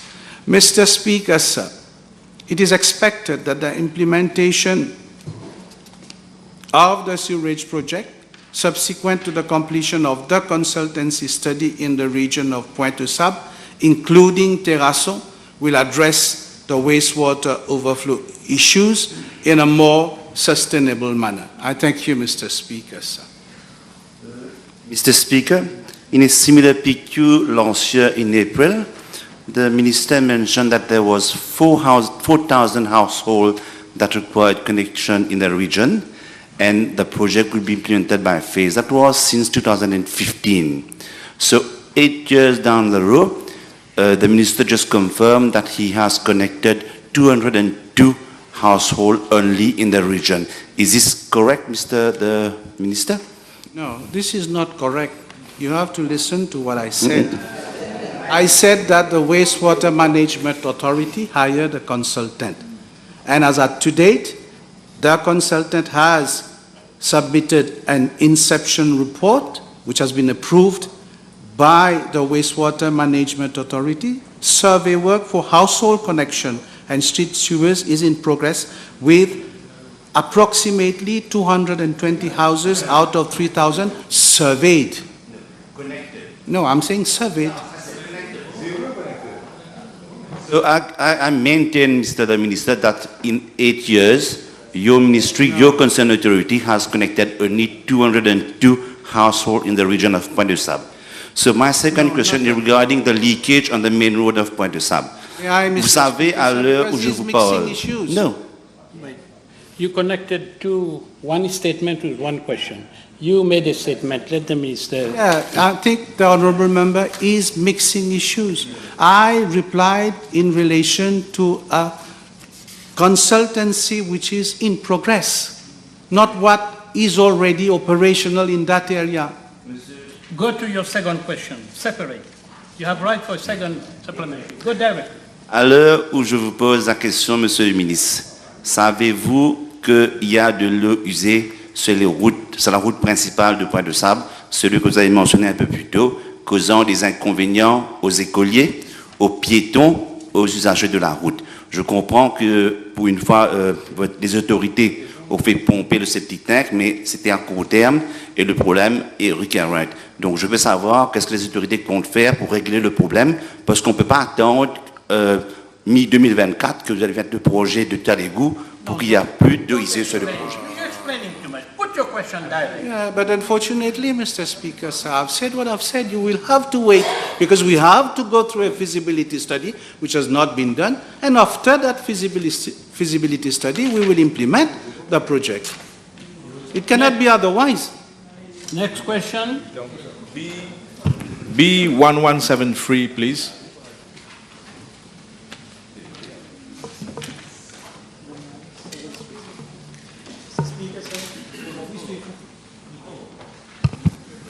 Mr. Speaker, sir, I wish to inform the House that a request for proposal document for the development and operation of the modern urban terminal at Vakwa was launched by my ministry on Thursday, the 6th of April 2023.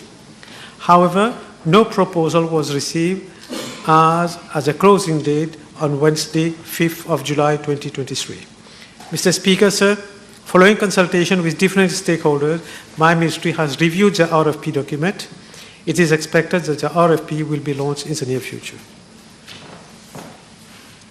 May I ask the Honourable Vice Prime Minister, it is the second time that you are revisiting this RFP.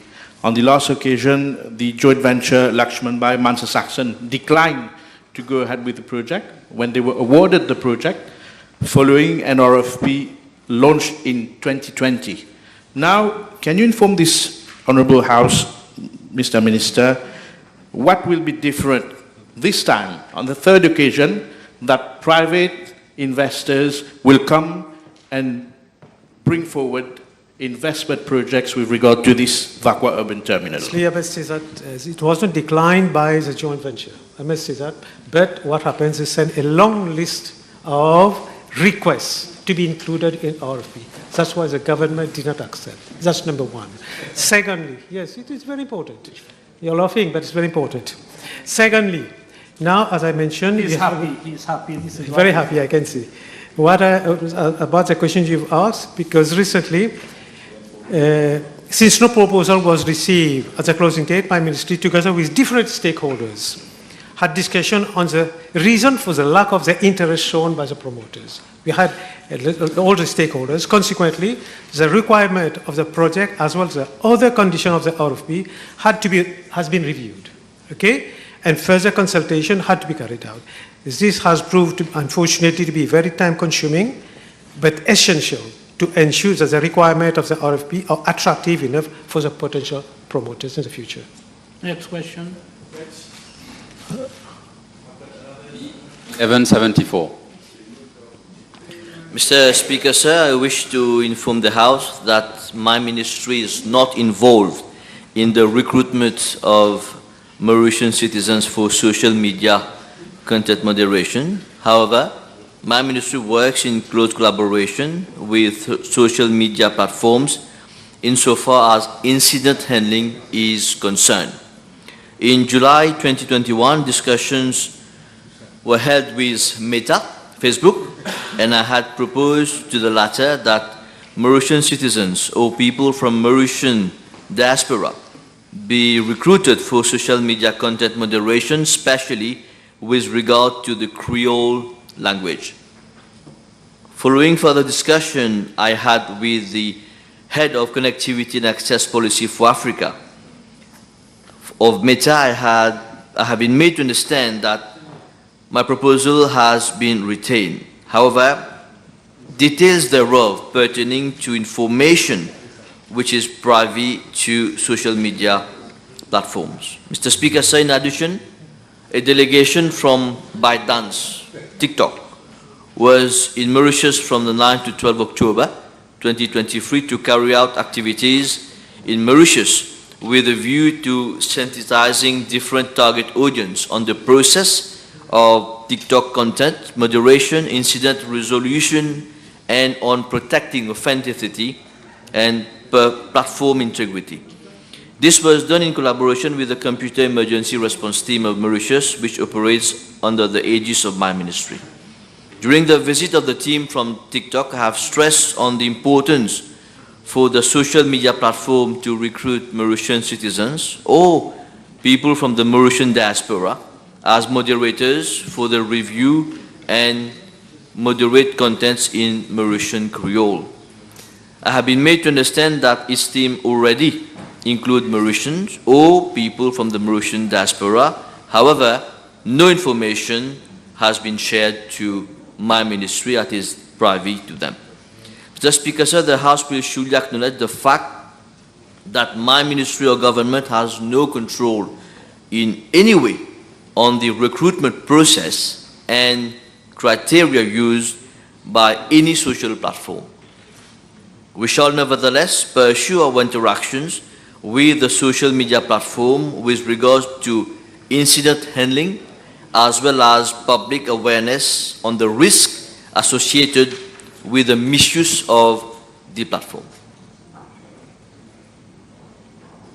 Monsieur le Président, je comprends bien que le recrutement lui-même des salariés comme modérateurs des entreprises de réseaux sociaux relève donc de la prérogative de ces entreprises, mais dans la mesure où il s'agit quand même de modération, notamment de contenu en créole mauricien, dans le cadre d'un partenariat entre le gouvernement mauricien et ses plateformes privées. Puis-je demander au ministre si son ministère ou quelque autre autorité publique est impliqué dans la rédaction d'une charte éthique ou dans des lignes directrices pour encadrer la modération de façon objective, impartiale et non partisane, et notamment lorsqu'il s'agira de contenu à caractère politique. Mr. Speaker, sir, the honourable member would appreciate that the question was specific to recruitment of Mauritian and criteria rules for new recruitment. That is a question in itself. I would request the honourable member to come up with a substantive question on that particular issue, and then we'll be happy to reply to him. Next question, Honourable Rampal. Thank you, Mr. Speaker. Sir, B 1175. Mr. Speaker, sir, Mauritius is the first African country to have concluded a free trade agreement with China, effective on 1st January 2021. I am informed that under the FTA, Mauritius benefits from duty-free market access on some 8,000 tariff lines, including products of substantial export interest, such as rum, frozen fish, noodles, pasta, linen, garments, watches, amongst others. Total exports from Mauritius to China increased from 561 million rupees in 2020, prior to the entry into force of the FTA, to 971.7 million rupees in 2021. Total exports under the FTA between January 2021 to September 2023 stood at 702 million rupees. The main export items were, amongst others, articles of apparel, clothing, sugar, crude tuna oil, fish meal, plastic jewelry boxes, amongst others. With respect to imports, the total value of goods imported from China under the FTA in 2021 stood at 298 million, in 2022 at 376 million, and from January to September 2023 stood at 361.8 million rupees. So far, imports under the FTA amounted to approximately 1 billion rupees. The main products imported under FTA include furniture, kitchen and other household articles, laminated safety glass, as per the statistical information provided by the Customs Department. Mr. Speaker, sir, trade between Mauritius and China is largely in favor of China, but it is to be highlighted that in general, more than 90% of goods imported from all foreign countries, including China, do not carry duty, and that China was already the main import market of Mauritius even prior to the FTA coming into force.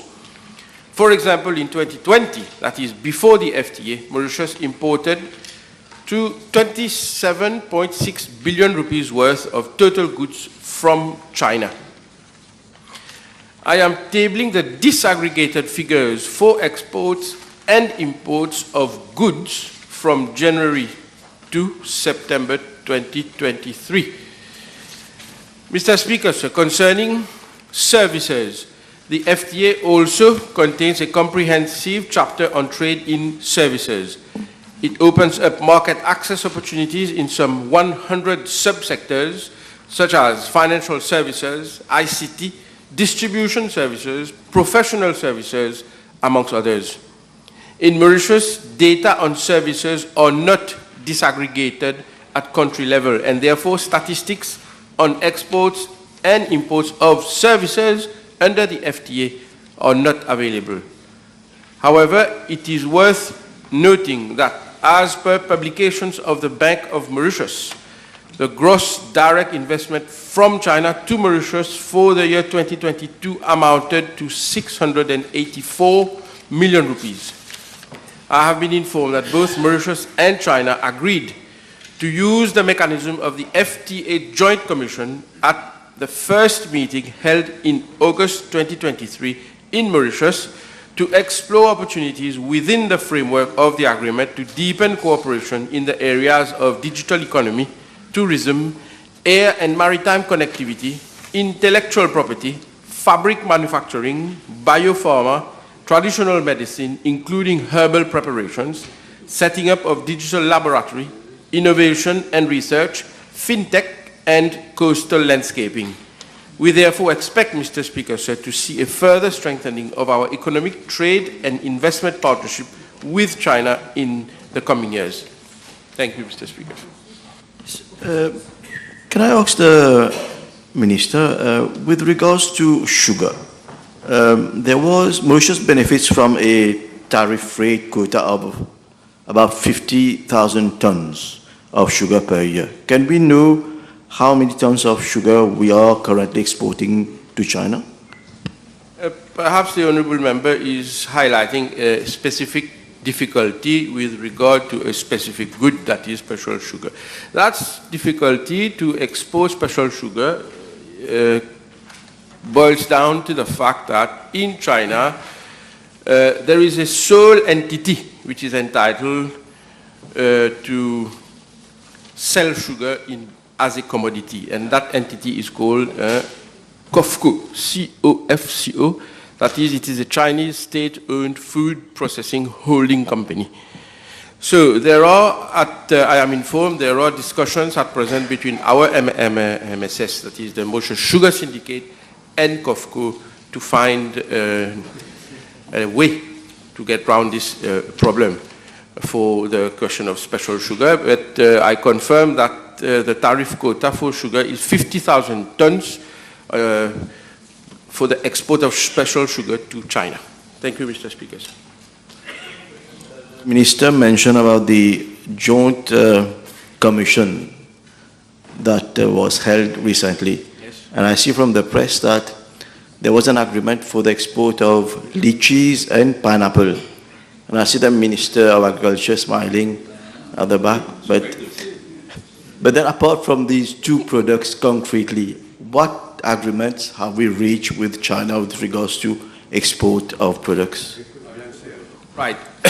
With a view to, Mr. Speaker, sir, with a view to increasing our exports of agricultural products, what will happen is now a team of experts from the General Administration of Customs of China, GACC, will travel to Mauritius. The expected date is end of the month of November. The purpose will be to conduct pest risk analysis here to ensure compliance with the sanitary and phytosanitary requirements to export, indeed, as the Honourable Member mentioned, pineapples and lychees to China. We expect the team to come in towards the end of November. Furthermore, we have also worked with the Chinese authorities to enhance the visibility of Mauritius and Mauritian products on the Chinese market. To this end, I am informed that from 12th to 14th of October, the EDB has participated, the Economic Development Board, EDB, has participated in the 109th China Food and Drinks Fair, which was held in Shenzhen, to promote Mauritian products such as sugar, tea, and rum. We expect to see an increase in the exports of these products in the future. I wish to highlight, Mr. Speaker, sir, that the FTA sets the condition to propel Sino-Mauritius cooperation into mainland Africa as well. Mauritius is the perfect platform for Chinese investors to access the huge opportunities available in the African market. Coming to the Joint Commission, this was set up, this was held in August of this year. It was the first meeting of the Joint Commission. As I have said, we have identified areas for further cooperation, but those areas are mainly, not totally, mainly in the field of services. Next question. B 1176. Mr. Speaker, sir, I'm glad that the Honourable Member, through this question, is giving me the opportunity to address an issue that has been in the limelight for some time, and also allow me to shed light on what needs to be the practice during the mandate of the Labour Party. Mr. Speaker, sir, government has set clear objectives for the decarbonization of the energy sector, including the achievement of 60% of renewable energy in the electricity mix and the phasing of coal by 2030. Accordingly, my ministry has reviewed the Renewable Energy Roadmap 2030 for the electricity sector last year, and same is currently under implementation. At the level of the Central Electricity Board, several prosumer schemes, that is where the consumer is given the opportunity to produce energy to offset his energy consumption, of capacity not exceeding 2 megawatt, have been set up for the different categories of the population to produce, consume, and sell energy. These categories include households, owners of electric vehicles, low-income families in the vulnerable group, residents of NHDC housing estates, NGOs, charitable institutions, religious bodies, the corporate sector, smart cities, hotels, commercial sector, and public entities, among others.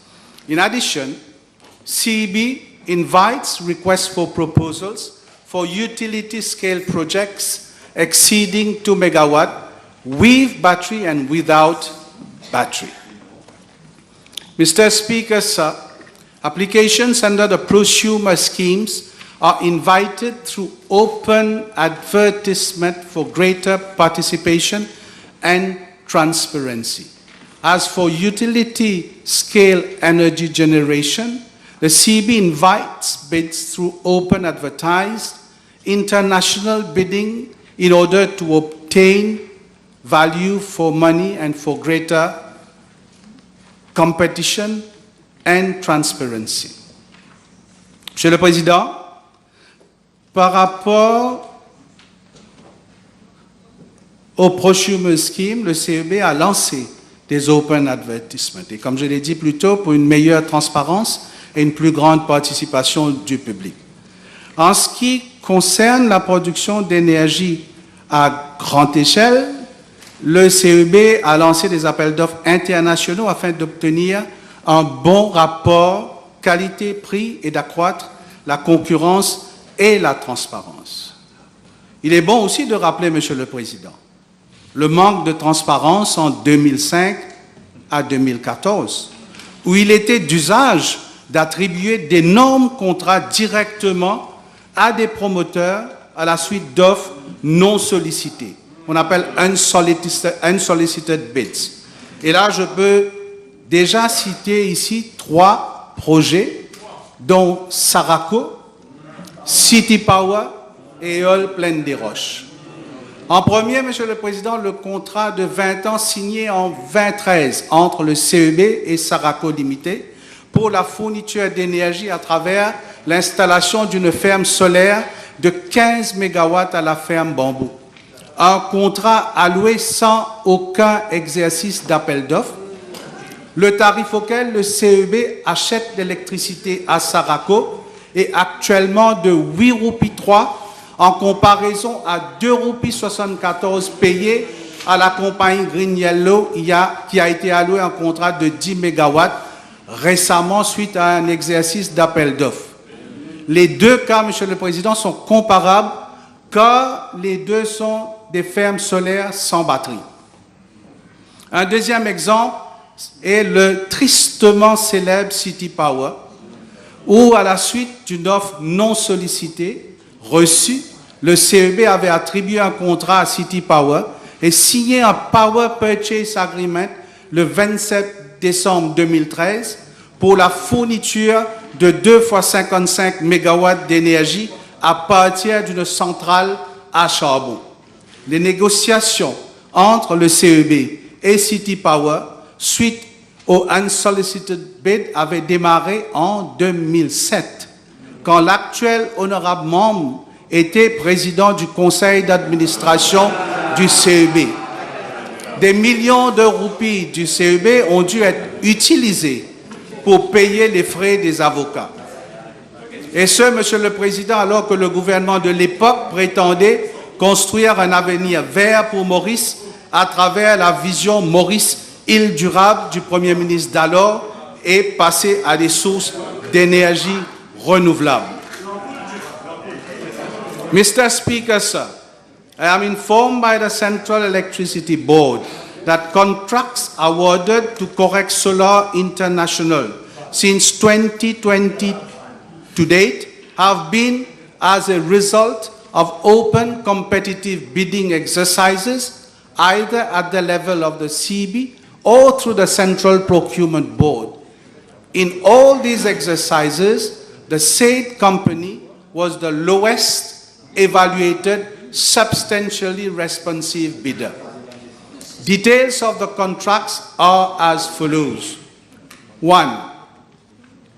The setting up of a 30 megawatt renewable energy hybrid facility for a purchasing tariff of USD 0.0786 and MUR 0.9387, that is for 5.009 rupees, following an open international bidding exercise launched in March 2022, where 13 offers were received from 5 bidders.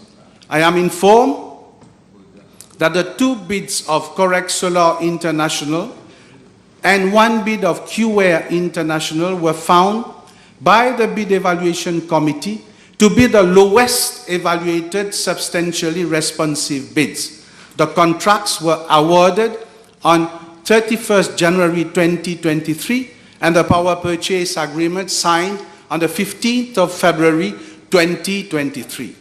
2. The setting up of a 10 megawatt small-scale renewable energy hybrid facility for a purchasing tariff of USD 0.0835 and MUR 0.9988, that is 4 rupees 80, following again an international bidding exercise launched in March 2022, where 25 offers were received from 10 bidders. I am informed that the 1 bid from Correct Solar International Mauritius and 3 bids from QAir International were found by the Bid Evaluation Committee to be the lowest evaluated substantially responsive bids. 2 other bidders which had a lower quoted price were found technically non-responsive. The contracts were awarded on the 31st January 2023 and the power purchase agreement signed on the 15th February 2023. 3. The supply, installation and commissioning of 3,000 grid-tie roof-mounted solar photovoltaic kits of 2 kilowatt each for a total amount of 5,685,750 USD, excluding VAT, on 13th February 2023, following again an open advertised bidding exercise through the Central Procurement Board launched in March 2022, where 3 bids were received.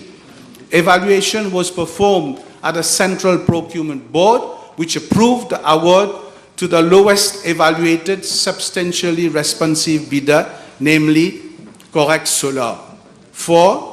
The design, supply, installation, testing, and commissioning of 1 megawatt solar PV farm at Grenade, Rodrigue, for the total amount of 103,411,615, excluding VAT, on 25th August 2022, following an advertised bidding exercise, the Central Procurement Board approved the award to the lowest evaluated substantially responsive bidder, Correct Solar International. the two bidders which had a lower quoted price were found technically non-responsive. Mr. Speaker, sir, I am informed by the Central Electricity Board that the bidding exercises carried out by CB or through the Central Procurement Board have followed all prevailing and established procurement procedures. I thank you, Mr. Speaker, sir. J'ai deux questions pour le ministre. Et à la suite de ma question, on verra si le ministre veut jouer à la transparence. Le ministre est au courant que la liste de contrats donnés à Correct Solar suite à un scandale établi dans la presse, c'est le Renewable Energy Committee du CEB qui recommande au board to award or not to award des contrats. Dans la liste donnée par le ministre de Correct Solar, est-ce que le ministre peut dire pour la Chambre, pour faire dans la transparence, si dans les contrats alloués par Correct Solar jusqu'ici, lui en tant que ministre, a-t-il présidé ou participé à des réunions du Renewable Energy Committee au Air Mauritius Building à Port-Louis, à son bureau? A-t-il participé ou présidé des Renewable Energy Committee, qui est un comité technique qui recommande au board du CEB to award or not to award? Mr. Speaker, sir, I chair a lot of committees on a daily basis, but I've never chaired the Renewable Energy Committee, which looked after the award of contracts at the level of the CB. Monsieur le Président. Wait. He asked another question. He already asked before you. Before you ask the question, he asked. Thank you, Mr. Speaker, sir. Can we know from the Honourable Minister who was the chairman of the CB when negotiations were concluded between the CB and unsolicited bidders of the City Power? Thank you.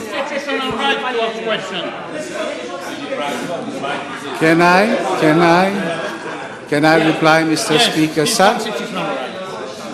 The honourable member who has put the question to me was the chairman of the CB when the contract was awarded to City Power, Mr. Speaker, sir. And I said in my reply, it was an unsolicited bid. What is good to say also, Mr. Speaker, sir, during that period, the CB had identified a similar project to be carried out at Montagne-Jacot. Then after receiving all the bids, and when the evaluation was carried out, a decision was taken not to proceed with the said exercise. And by whom? By the then chairman of the Central Electricity Board, who is putting that question to me. And after that, it was the same chairperson who chaired a meeting and allocated the contract to City Power. That is on the 26th of July 2006. The table has been advised that PQ B 1183, B 1185, B 1186, B 1189, B 1119, B 1197, 99, B... Order! Order! Order! First order! First order! Quiet! Quiet!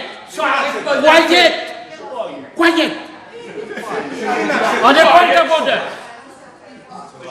On the point of order, you listen first. I have already started announcing. Let me finish. I start again. The table has been advised that the following PQs have been withdrawn. PQ B 1183, 1186, 1190, 1210, 1216, 1233, 1236, 1207, 1185, 1189, 1199, 1212, 1231, 1235. These questions have been resolved. Time is over.